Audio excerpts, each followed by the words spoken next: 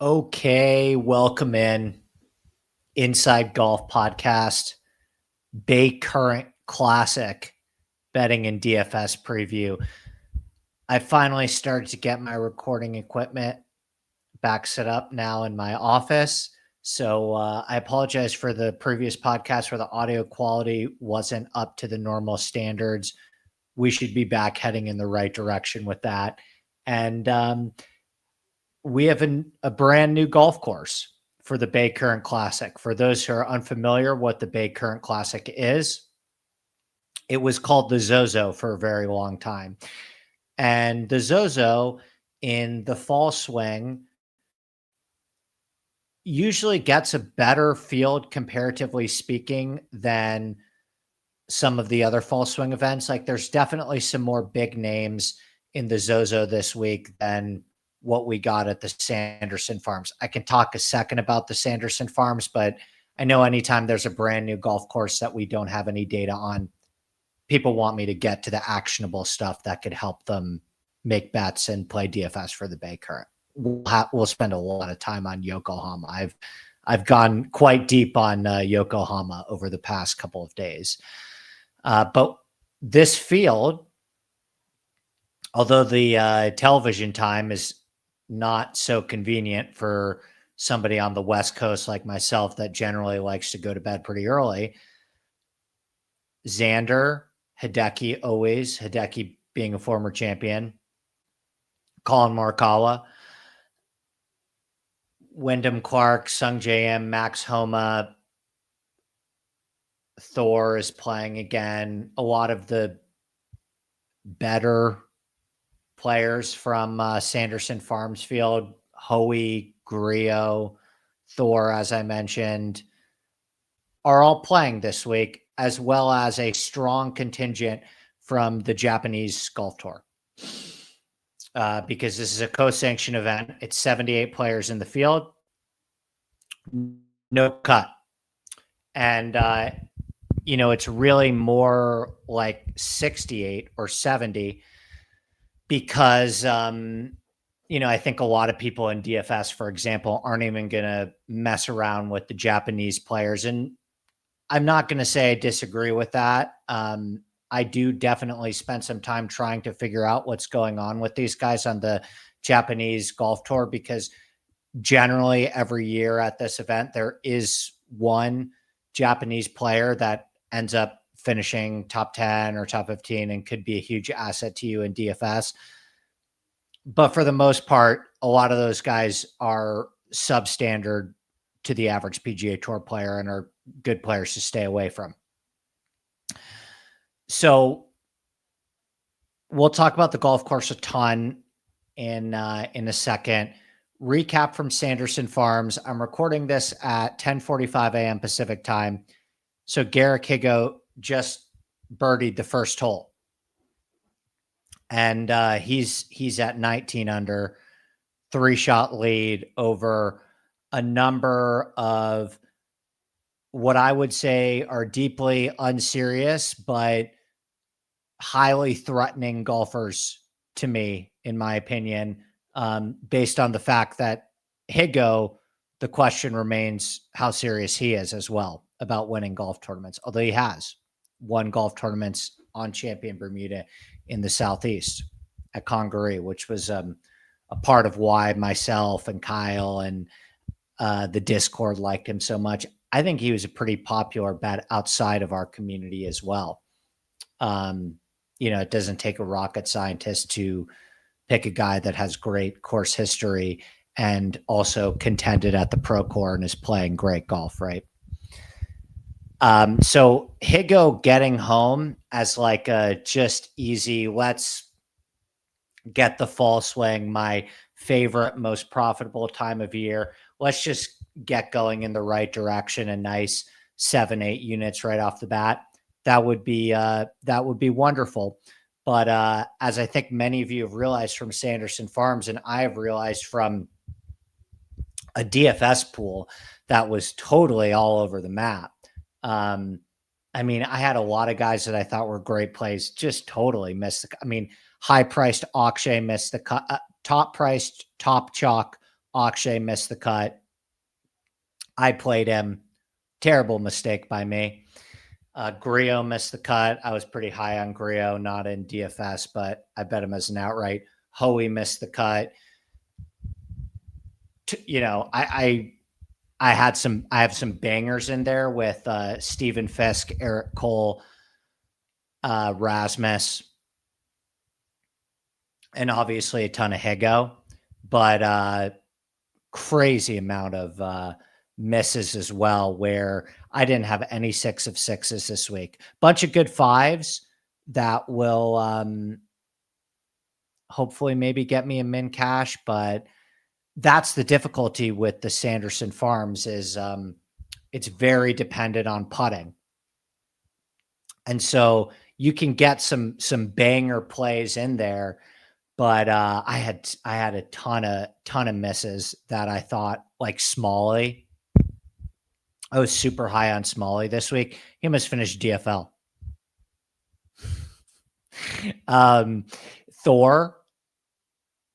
Thor's playing well. He's murdering the ball. I thought, Thor, Higo, Griot, Smalley were kind of my favorite outright bets, and very grateful to have Higo in pole position here. But Thor is murdering the ball. He is putting and chipping terribly right now. And, he's going to finish like T20 or something like that. But I'm not deterred by this performance in terms of my Thor love. Thor is tracked him pretty closely.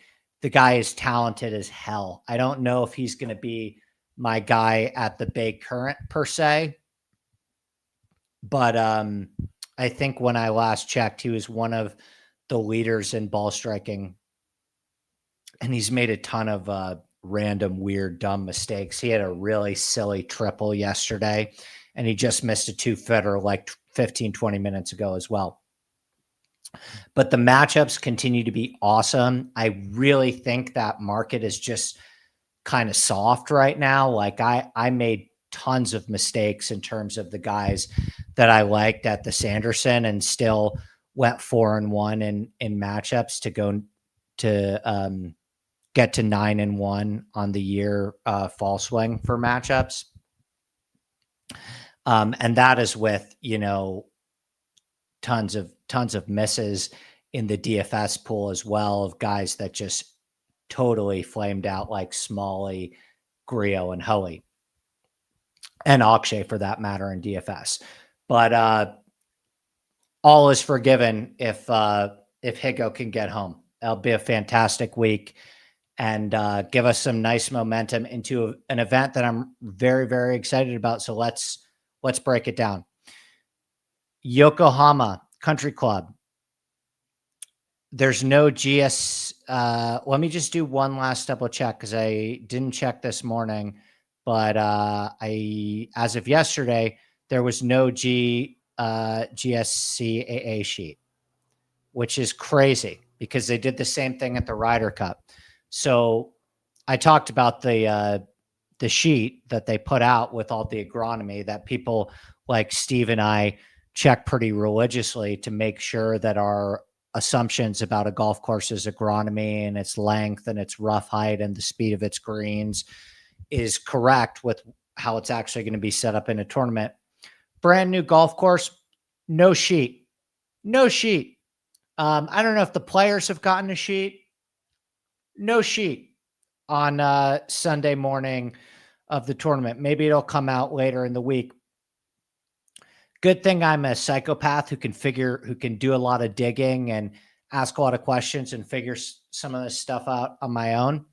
But, well, hopefully that'll be the value of the podcast, because there's nowhere else to get this information unless you really work at it.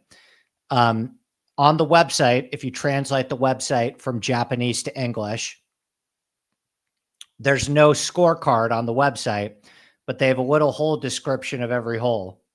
And if you just add up all of the yardages, you can get the yardage of the golf course and the scorecard. It's a par 71 measuring 7,315 yards. And by the way, this is a composite routing. Yokohama has 2 golf courses, an east and a west. The west golf course is considered the better one. That's the one that got the Core Crenshaw restoration. And we're using 16 holes, 1 through 16 from the west course and 2 holes from the east course. So, it's not even like you can just straight up use west or east. It's a composite routing, but it's mainly all west course. I'll talk about why west course is better. Like I said, it's gotten a little bit more care. Bentgrass greens measuring around 6,500 square feet. Greens on the larger side. I would probably, to be fair, say medium size. That's what you're typically going to expect at a Core Crenshaw restoration, at least.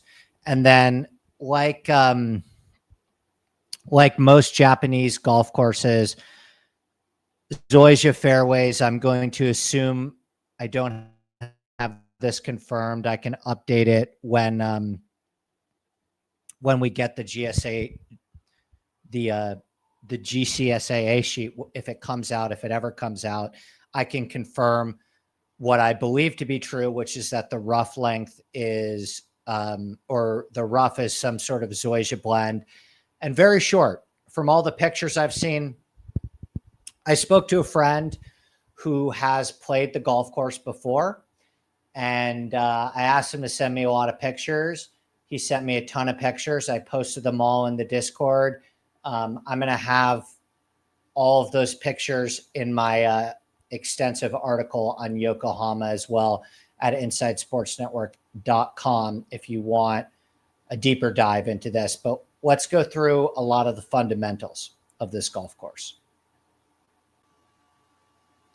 So it was founded in 1960, and over the next 6 years, Japanese architect Takeo Oyama built both the east and the west course. The west course, which is predominantly what we're going to see this week, hosted the 1978 Japan Open, won by none other than Seve Ballesteros, last guy off the card that week. And the 2018 edition of the Japan Open also went back to Yokohama Country Club, except this time it was post a 2014-2015 Core and Crenshaw restoration. So that Japan Open in 2018 won by Yuki Inamori at 14 under par, was played on very much the same golf course that we're going to see this week for the Baycurrent Classic. Now, there are no stats available, definitely no strokes gained from the 2018 Japan Open, but I did a little research on Yuki Inamori, and I can tell you he is an absolute accuracy merchant.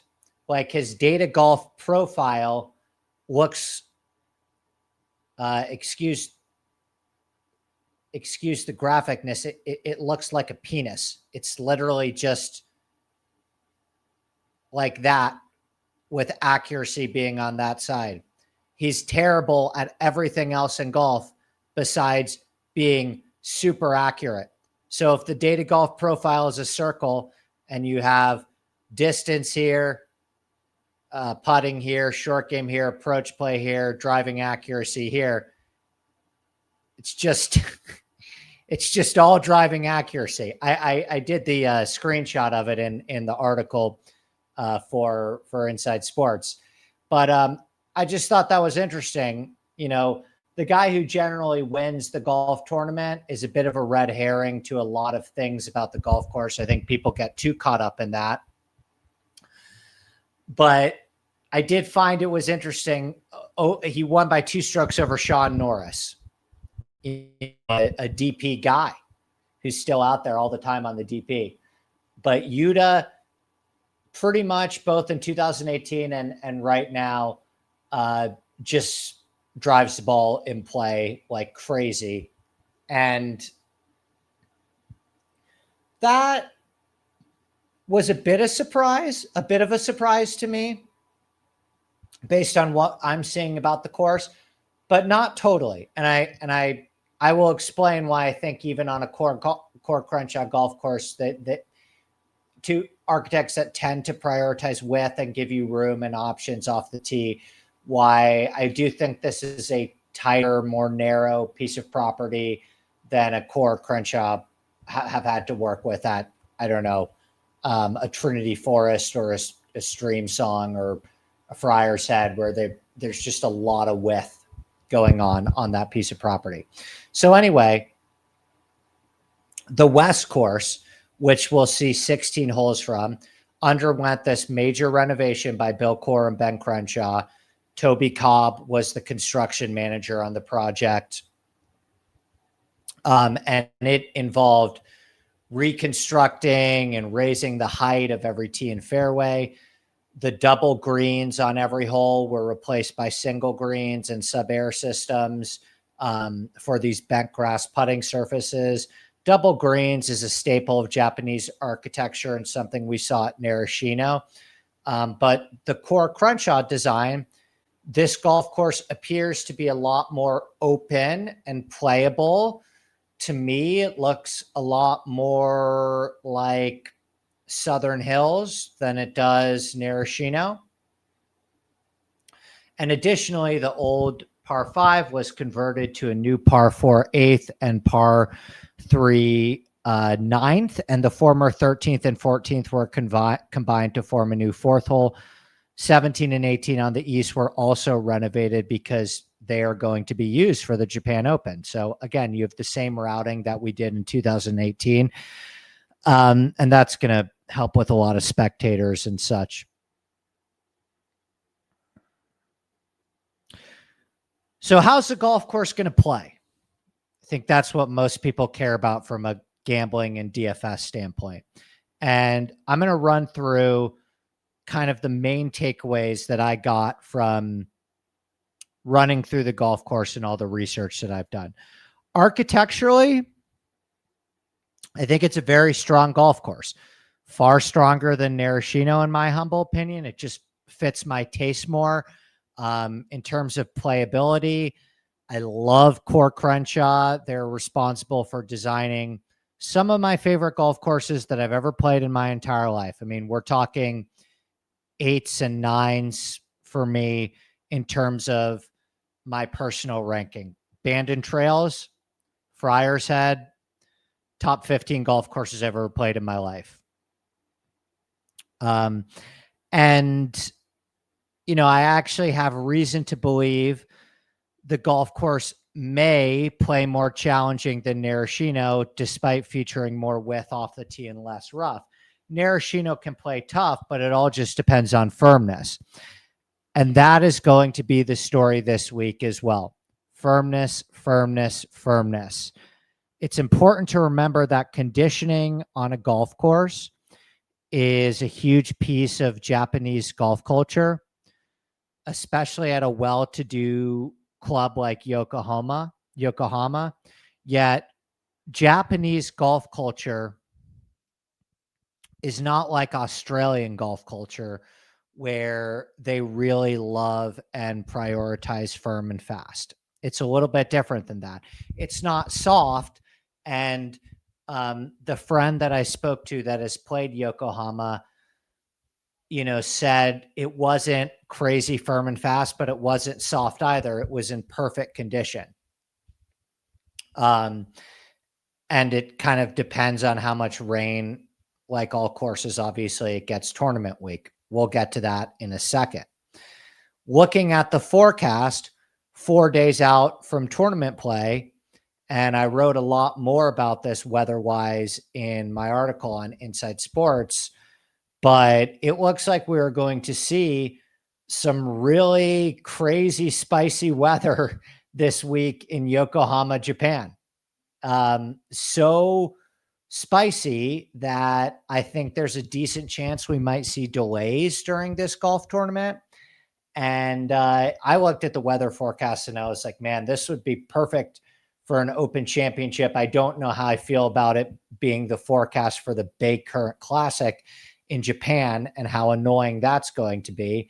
But I broke down the weather a lot more extensively in my article. But here's what we're looking at essentially. We're looking at 30-mile-per-hour consistent wind speeds on Thursday and 0.19 inches of rain at 3 p.m. local. That seems like a rain out to me. And there's going to be consistently crazy high winds and rain all day Saturday, throughout the night on Saturday, and even some on Sunday. So it's only Sunday. I'm going to track the weather very closely this week in the Discord because unfortunately it seems like the weather will be a part of the storyline and I would love to see it clear up. I hate weeks when the weather plays such a role in the outcome of the golf tournament, not just because it's a lot more work for myself, but also because, you know, the soft conditions are going to cancel out a lot of maybe some of the best aspects of this golf course architecturally that would have shined a little bit more in firm and fast conditions. Maybe these ridiculous winds keep the scoring average low, but it's going to be soft and rainy and not, you know, the golf course is not going to have the ability to play firm and fast whatsoever with rain like this. The Japanese Open in 2018, like I mentioned, had a winning score of 14 under par. This is obviously a much stronger field with a few better, you know, some of the better players in the world like Xander, Hideki. So it's really hard to say scoring average until we get a little bit closer to the event. So follow along in the Discord for updates on that. But I, as we sit here on Sunday morning, I just really needed to call out the fact that looking at the weather forecast for Yokohama, there's a lot going on there right now, and hopefully it changes. But I think it's pretty safe to say I broke down the rest of this golf course and adjusted my model and breakdown accordingly, that there's going to be some rain this week at minimum, and it's not going to be a firm and fast golf course by any means. In terms of what I am valuing and what I've noticed when going through the golf course, a couple big characteristics jumped out to me. This golf course looks very Core Crenshaw to me. It has a huge Trinity Forest feel, although again, Trinity Forest known for its firmer and faster conditions. Trinity Forest was won at 23 under par in the 2 years that it hosted the Byron Nelson Championship. But Trinity Forest is wide, crazy wide, 80% driving accuracy. And this golf course is nowhere near as wide off the tee. There's room off the tee and a lot of the rough is shaved down, but it's not Trinity Forest wide where you can just send it with reckless abandon. There does appear to be very little rough on the property. This is a staple at Core Crenshaw, you know, whether it's Banded Trails or Friar's Head or Streamsong, they generally give you some room to operate off the tee. And what they really love to focus on, at least at the Core Crenshaw courses I have played, awesome green complexes and using the natural land to dictate the nature of the hole. And this property actually has a fair amount of elevation change, although I don't know how well that will show on television. It's a really great property for golf, and I'm really excited to watch it.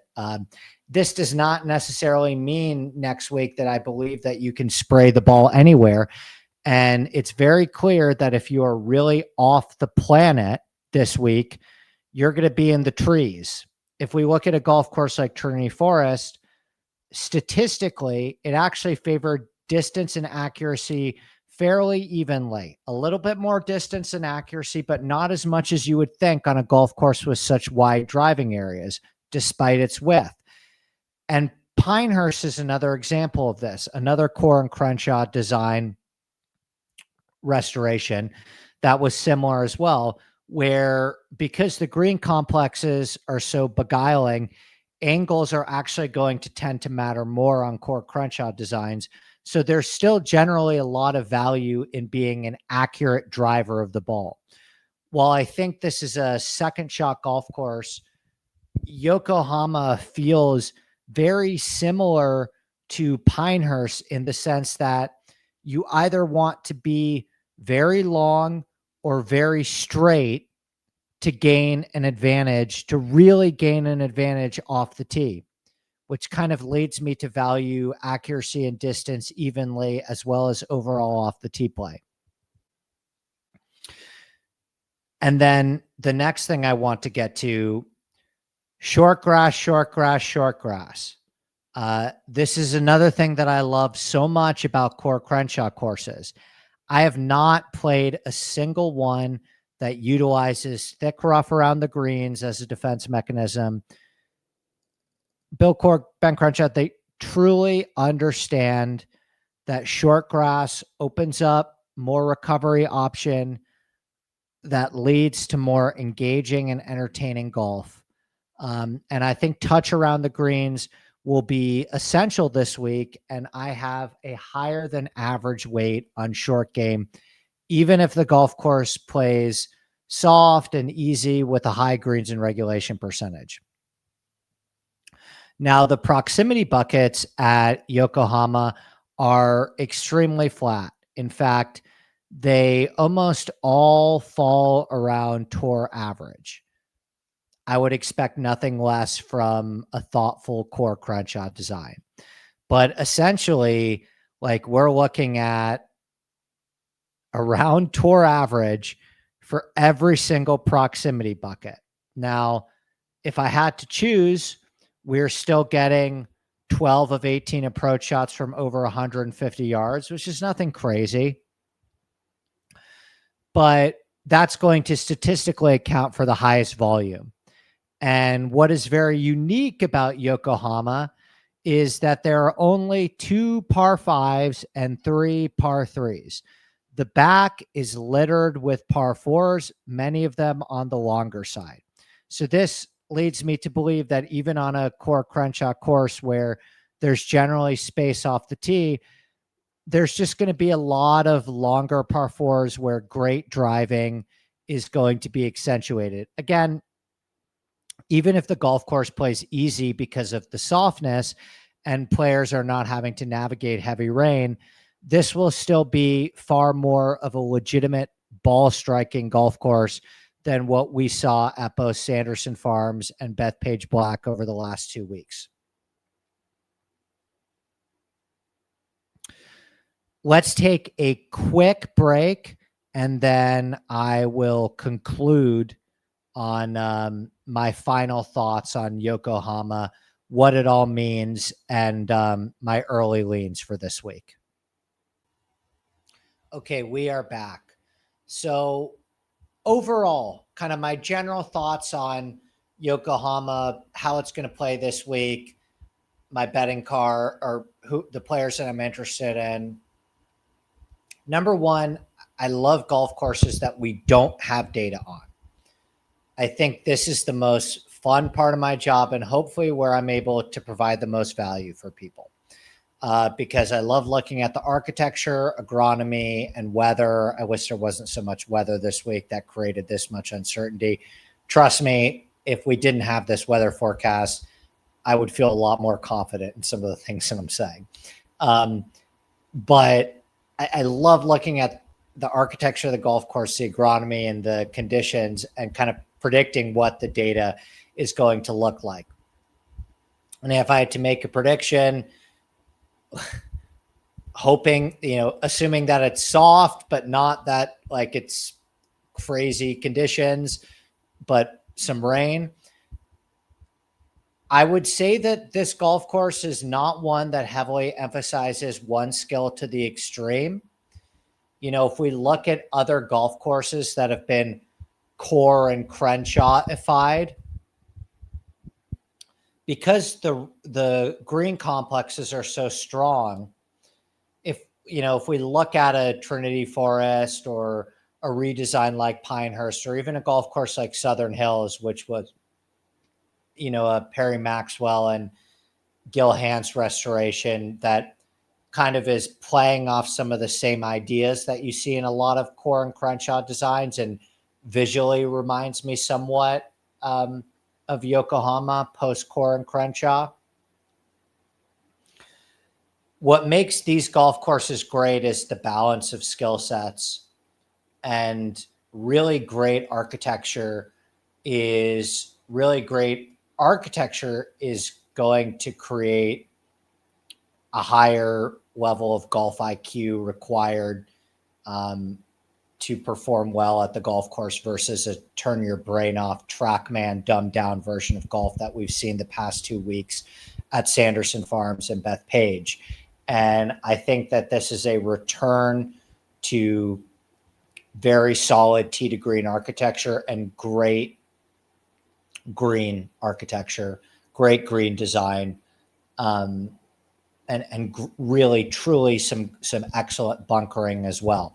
Now, super soft conditions can ruin all of that, as we saw at Bethpage, but this has better greens than Bethpage by a mile too. So,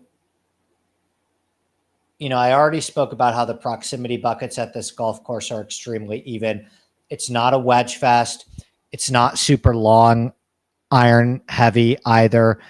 And I think if you're a balanced, overall great approach player across the bag, you're likely to have the most success. Like, I think public sentiment on Collin Morikawa is pretty low right now, at least in my corner of the internet and my Discord. We hate Collin Morikawa at Inside Sports Network. I think he might be the most hated player in our Discord. And yet I think this is a pretty damn good bounce back opportunity for him. He's not going to be in my outright card, but for DFS purposes. Off the tee still remains the biggest question mark to me, because I still cannot definitively tell you how much rain we're going to get, if these guys are going to need to play through rain and wind. But from what I've heard, from what I'm seeing and observing, this golf course has very little rough and enough room, but it's still a lot more narrow than a Trinity Forest. Like, you do have intruding trees that will come in and separate holes from each other. That does not allow you to just spray the ball like crazy across the yard. And if you actually applied what a more narrow version of Trinity Forest would look like statistically, that type of profile would likely either favor heavily accurate players or super long players. And the safest bet, when there are still question marks off the tee, is just to rely on overall recent off the tee form. I will die on this hill. And then when it comes to short game and putting, the skill of chipping off short grass will be highly accentuated here, given the fact that there's very little rough. Especially if the turf is wet, you're really going to want to have incredible hands around the green. Regardless of the greens in regulation percentage, you're just going to want to be a skilled chipper. I've never played a Core and Crenshaw golf course where there wasn't a lot of intrigue around the greens. It gives a little Southern Hills to me or around the greens.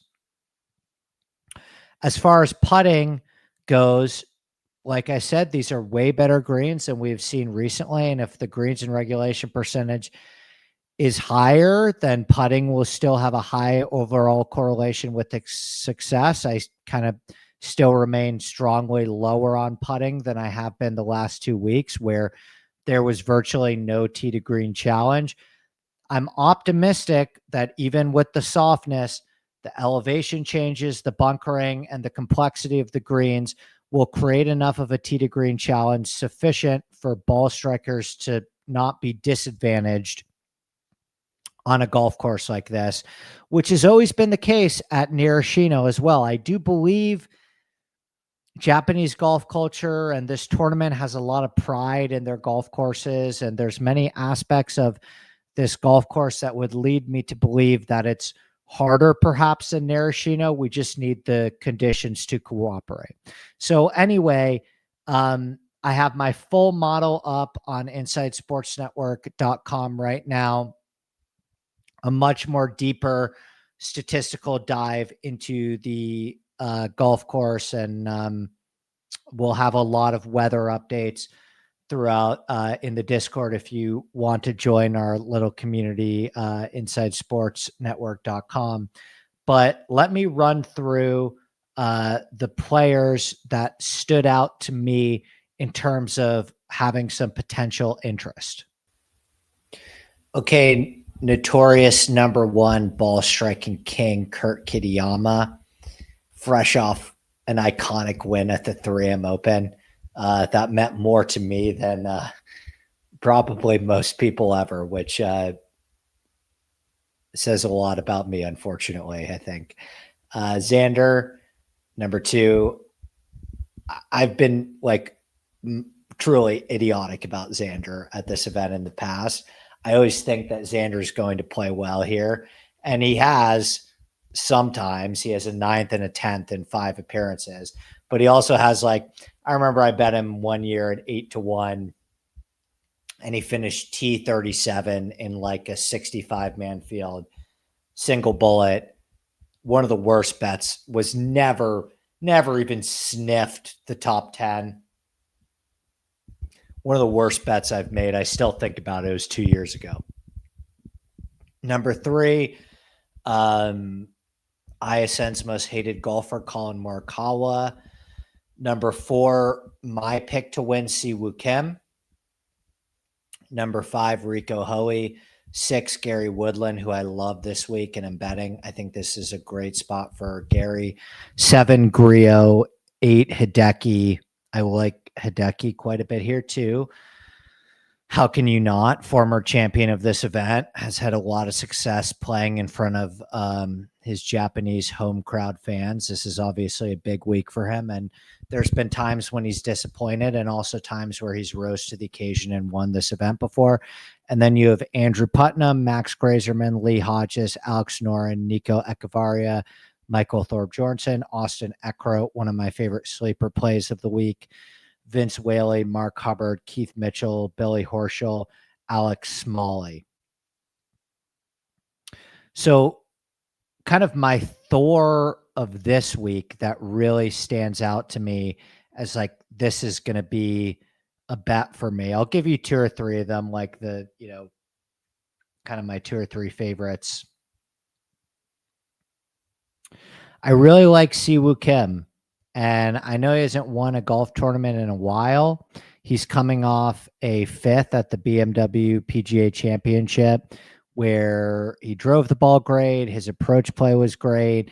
The problem for Siwoo Kim all season, he has been a truly, truly horrendous putter. I mean, he has lost strokes putting in 11 straight starts. And that alone, if you don't want to ride with me on Siwoo Kim, I would never blame you. But the putting is at least improving. He barely lost strokes at the BMW PGA Championship. It's not the type of putting anymore that's preventing him from playing well in golf tournaments, right? He finished off the year with a 14 at the FedEx St. Jude's, 19th at the BMW Championship, and 5th at the BMW PGA Championship. So he's playing great golf. He's played very well before in Japan. He actually finished 6th at the Zozo Championship at Narashino last year. So he has, come over to Japan before and played some excellent golf this time of year. And he putted great on those Narashino greens. He also has an 18th here in 2022. Also a T32 at Pinehurst as well, where he almost gained strokes in all 4 major categories, except slightly losing on approach play. So huge fan of Siwoo Kim this week. That's going to be a bet for me. And then I also think this is a really good Woodland spot, who's been playing a lot better recently. I haven't really been on him all year, talked about him much. He's, his putter has kind of been in the dumpster for a couple years now. And now Gary Woodland is starting to putt a lot better, which is highly intriguing to me. He's gained over 2 strokes putting in 3 out of his last 4 events. The ball striking's been phenomenal. He's gained strokes in both ball striking categories in each of the last 3 starts. And he finished off the season with 3 straight top 25 finishes.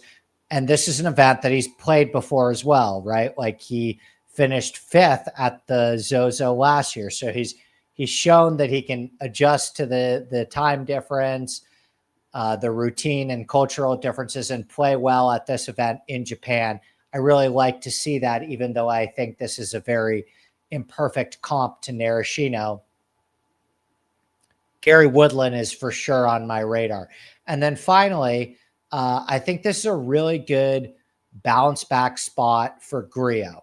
I know he disappointed a lot of people. He disappointed me by missing the cut at the Sanderson Farms. I thought he was going to play a lot better at the Sanderson Farms. I think anybody who doesn't putt well at the Sanderson Farms is just going to miss the cut. I'm not super concerned about it. I'm not going to put a ton of weight into it. His start prior to that at the Pro Tour, he finished 4th, where he gained 6 strokes on approach. And the only reason why he missed the cut at the Sanderson Farms was because he lost 5 strokes around the green in putting. Still gained on approach, drove the ball fine. And he's another player that has played well before at Narashino. He has a 4th and 10th at Narashino before. So he's also proven, like Woodland, that he can come over here to Japan and play well. Not necessarily on this type of golf course, but in this type of event with the time difference and everything, he's done it before. I like that a lot. And he keeps the ball in play off the tee. He's heavily accurate. And he's a great overall approach player with some much better putting over the last couple of weeks. He has a similar profile, if not even a little bit more trustable than Gary Woodland. So those are kind of the 3 guys that I expect to be in the higher to mid-tier range of the odds board that I think are really excellent course fits and options. Siwoo Kim, Woodland, and Griot, I think all have great opportunities to win this event. And I will talk a lot more about DFS, my betting card, the numbers, and particularly the weather this week in the Inside Sports Network Discord. So if you want to be part of my little community, we would love to have you. The fall swing is a very, generally a very good time for me. And I know we will always lose to football, but if you have the time for golf, we try and make it as easy for you as possible in terms of the thinking and stuff that you have to do if you want to focus more on football, and just a fun place to get some really good info during a time where there's not a lot of attention on golf, but in my opinion, a ton of opportunity, particularly in those matchup markets. We would love to have you. So I will go cheer on Garrick Higo for the rest of my afternoon and hope that he gets home for us at the Sanderson Farms. And I hope this episode was informative to all, even if you don't want to be part of ISN. I hope that the YouTube stuff that I will always do can give you at least a sense of what to expect this week in terms of the golf course at Yokohama. So hit that like and subscribe button. As I'm told, I have to stop forgetting to save if this stuff helps you. particularly on weeks where there's a golf course where we have no data on. Really means the world if you take a couple seconds to like and subscribe, maybe share it around on Twitter. And we'll see you back next week for another fall swing event. Let's go, Garrett Kiko. Cheers.